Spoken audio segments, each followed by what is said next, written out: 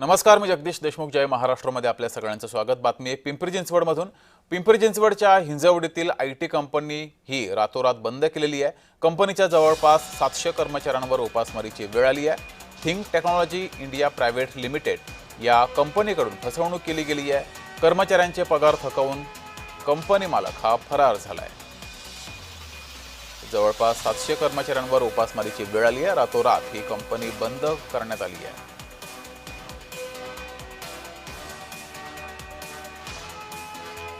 फार मोठा स्कॅम आहे जॉब स्कॅम. हे आम्ही वारंवार सांगत आलेलो आहोत आणि आता आमची रिक्वेस्ट लेबर मिनिस्टरला हीच असेल की अशा सगळ्या कंपन्या, आणि यांना कंपन्या म्हणण्यामध्ये काही अर्थ नाही, हे सगळे स्कॅमस्टर्स आहेत आणि कन्सल्टंट फर्म्स आहेत ज्या अशा पद्धतीनं एम्प्लॉईज कडून पैसे घेतात आणि त्यांना जॉब देण्याचं आयटी मध्ये एक आमिष दाखवतात. अशा सर्व एम्प्लॉईजला एक विनंती करतो की तुम्ही जर कुठं पैसे भरून आयटी मध्ये जॉब घेत असाल तर ते अजिबात करू नका आणि तातडीनं जवळच्या पोलीस स्टेशन असेल, लेबर ऑफिस असेल, जर तुम्ही कुठं पैसे भरले असतील आणि तुमची फसवणूक झाली असेल तर तुम्ही तातडीनं तक्रार करा.